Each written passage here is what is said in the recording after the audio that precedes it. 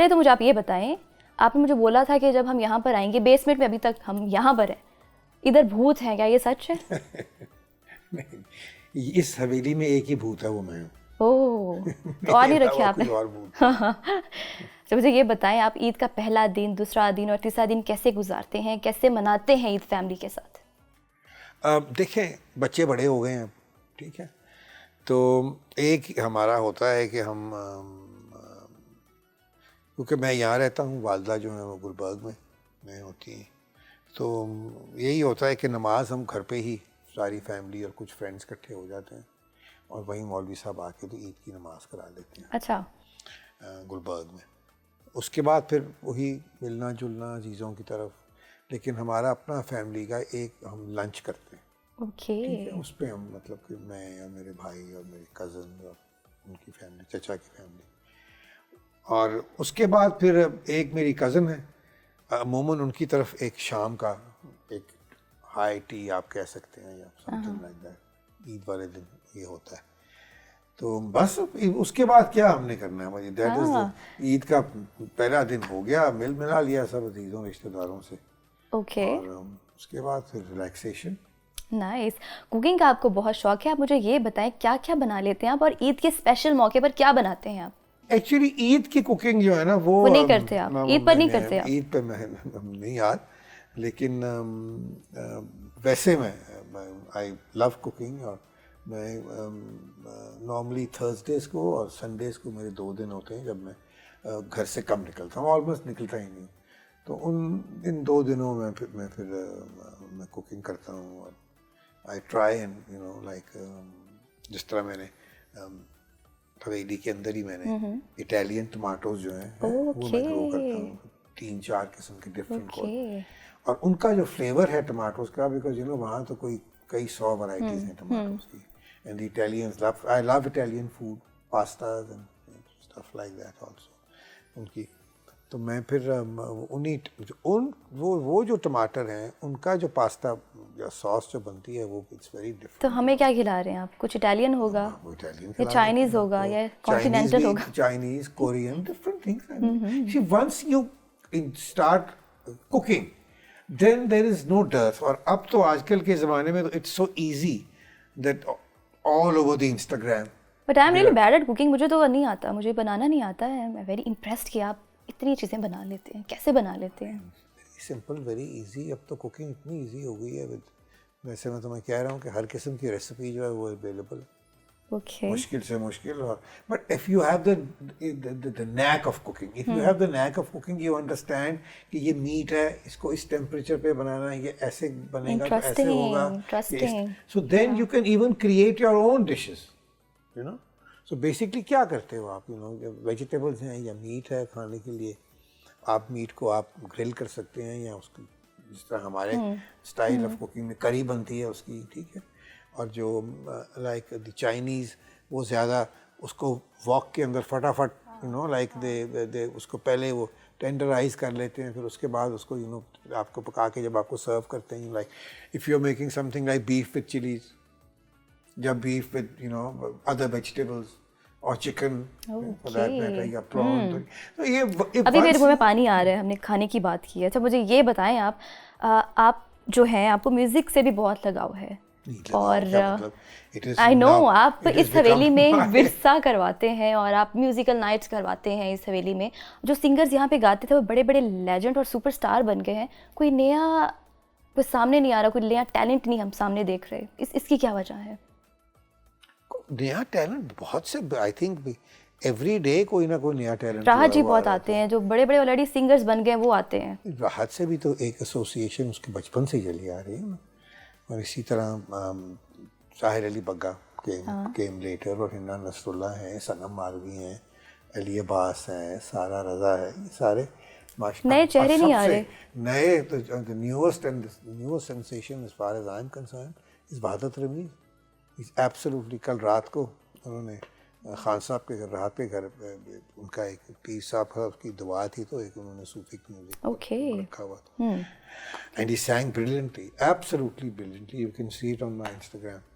और सबसे इम्पोर्टेंट बात ये थी कि शाहजमान अली खान जो राहत के जो बेटे हैं, उन्होंने पहली दफ़ा पब्लिकली परफॉर्म किया। और म्यूजिशियंस जो थे, म्यूज़िक बरादरी जो थी, उनके सामने क्लासिकल परफॉर्म किया।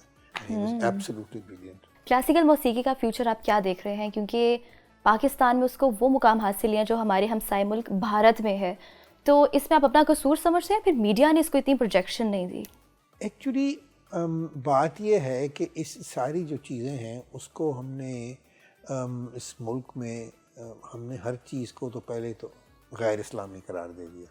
म्यूज़िक गैर इस्लामी, तबला गैर इस्लामी, क्रिकेट गैर इस्लामी, हर चीज़ को ख़ास तौर पे ज़ियाउल हक़ के दौर के अंदर, और वो जो सख्ती हुई फिर म्यूज़िक पे, म्यूजिशियंस पे, और बैन कई हो गए, और वो सारा जो एक, अब उससे पता है हुआ क्या? उससे हुआ ये कि जो आपकी जो अपनी म्यूज़िक थी पाकिस्तान में वो एक लेवल पे ख़त्म हो गई आके, ठीक है?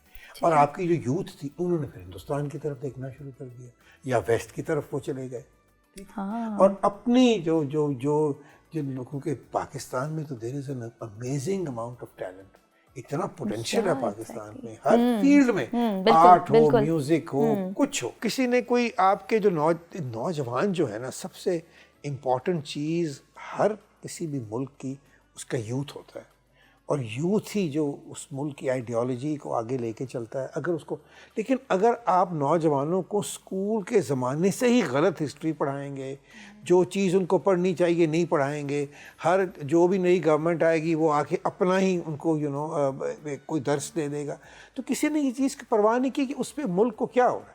सो बेसिकली आपकी जो नौजवान है ना, मेजॉरिटी जो है, उनको माँ सवाए कि उनको एक जॉब मिल जाए और उनकी शादी हो जाए, उनके अंदर कोई पैशन ही नहीं है किसी और चीज़ का। They have no passion to discover. आप मुझे देख लें, आपकी किताबों की दुकानें खाली पड़ी हुई हैं, पढ़ते ही नहीं है लोग। सच है। सारी दुनिया में, मैं हिंदुस्तान में था, मुझे याद है चंद साल पहले, तो वहाँ मैं एक आईन अकबरी, अकबर बादशाह जो मुग़ल बादशाह थे, उनकी जो हिस्ट्री, उनके जो दौर की जो किताब 3 हिस्सों में, तो वो उसकी अंग्रेज़ी ट्रांसलेशन आई थी, तो वो मैं ख़रीदने गया एक दुकान पे। आप सोचें कि वहाँ लाइन लगी हुई थी कई स्टूडेंट्स की, जो एक सर्टन किताब वो नई आई थी उसको ख़रीदने के लिए खड़े थे। तो मुझे देख के मुझे बड़ा फील हुआ। मैंने कहा यार, हमारे तो यंग जनरेशन तो बिल्कुल ही पढ़ना ही भूल गए हैं। Dead bodies, my father called it dead bodies. The thing is that we are not producing intelligent people. Maybe we are producing people who are educated, but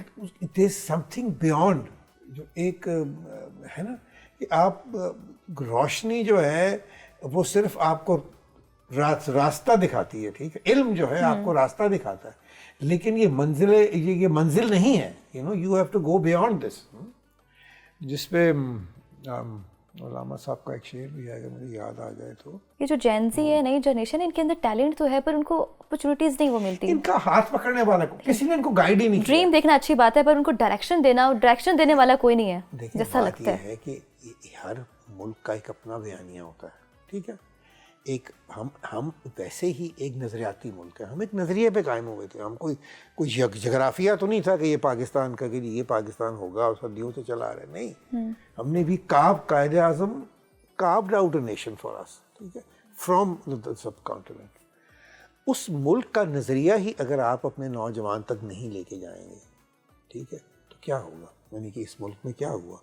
कायदे आज़म को मरने दिया गया, उनके लिए ऐसी कोई एम्बुलेंस अवेलेबल नहीं थी कि जिसके अंदर पेट्रोल हो। जो बेचारा बेचारे वो बीमार हालत में वहाँ से आए बलूचिस्तान से, अच्छा, और कई घंटे उनकी एम्बुलेंस गर्मी में खड़ी रही। तो वो तो इस तरह हुआ। फिर मोहतरमा फातिमा जना के साथ जो सलूक हुआ, लियाकत अली ख़ान को कत्ल कर दिया गया, मोहतरमा फातिमा जना का भी कत्ल हुआ।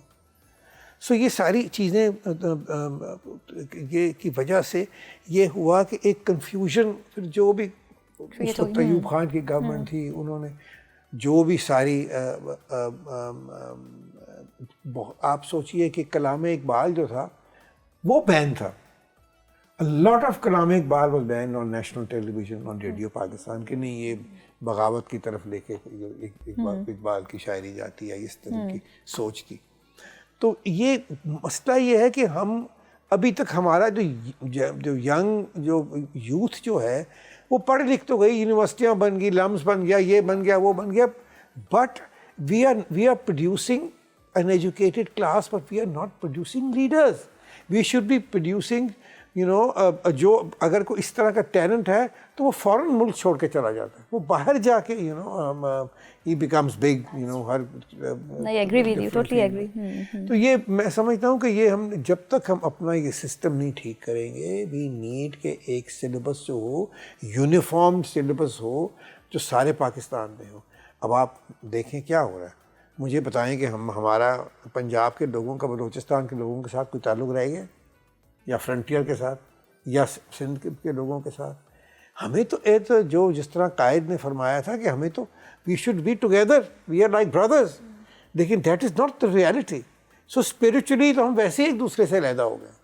तो ये these are, you know, we have to think we are living in very very stressful times, और अगर हम इसका भी कोई इलाज नहीं करेंगे या इसको नहीं, इस चीज़ को रोकेंगे, तो इसका बहुत बुरा नुकसान होगा।